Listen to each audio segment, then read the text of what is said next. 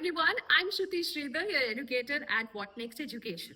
While the CSIR exam is actually in itself really difficult to prepare, we make certain mistakes during our journey which makes this process even more difficult. So I'm here to explain the common mistakes that you have to look out for when you are preparing for the CSIR exam, especially when there is a lot of time, because it's very easy to get distracted and fall out of track. So here are the four important mistakes that you've got to look out for, and the fourth one is extremely important, guys, so do not miss that.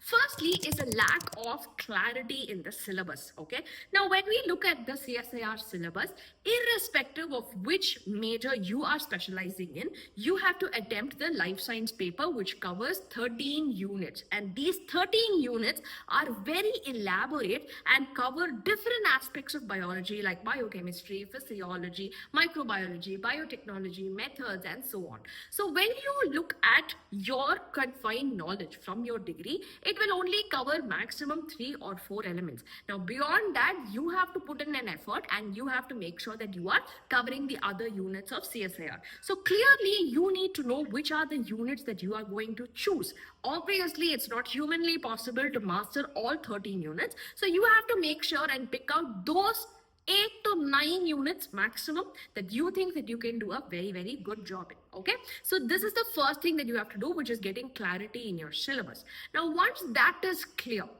the second mistake that everyone does is confusing the paper pattern. Now, the paper pattern is very unique. You would have not seen this pattern in any other competitive exam. So here we have 3 parts, A, B, and C. And in part A, we have only aptitude questions, and you have 20 questions, out of which you have to choose 50. Now, in the part B, it is core life science, and in this section you have 50 questions from which you have to choose only 35. And the last section, which is part C, this particular section has 75 questions from which you have to choose only 25.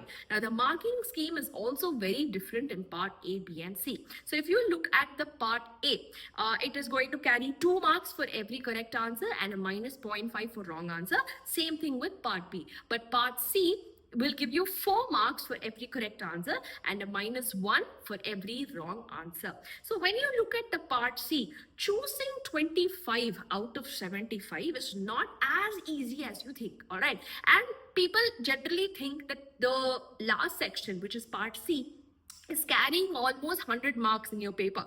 So 25 questions times 4 gives you 100. But these 100 questions are easy to choose from. When you look at part B, you have 35 questions. Though this contributes to 70 questions, if you make a lot of mistakes in part B, your score is going to dip very early. Okay, and also beyond that, you need to practice choosing these questions. You have to attempt a lot of mock exams or simulated exams, which will help you to decide and practice in choosing these. Time management, all of this is very important when it concerns the paper pattern. Okay, so confusing yourself in the paper pattern and having a lack of clarity in this section is the most common mistake that will drag your score down.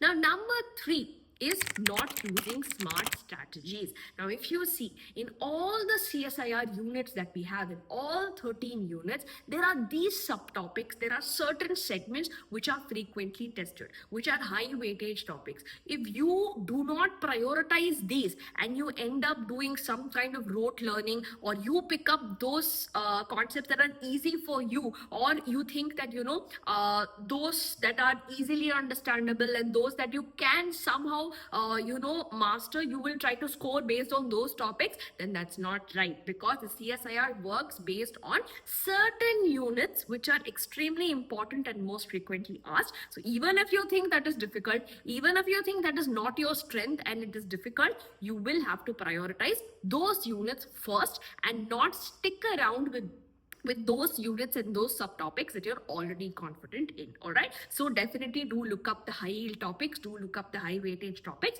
before you start your preparation. And the fourth most important thing, guys, is consistency. Now while in the beginning of the year you are so pumped, you're so energetic to cover the entire syllabus, to do mock exams, to do practice questions, and to ace the exam, as you start getting end up with your college works, your assignments, your record writing, your theses, and all that. Slowly, what happens is you start getting distracted. Your backlogs keep on going back, and then what happens at the end of about 3 or 4 months, you realize that you are nowhere, in the line to finish the preparation, and hence you lose hope, and you think, okay, now let's target the next season and not this one.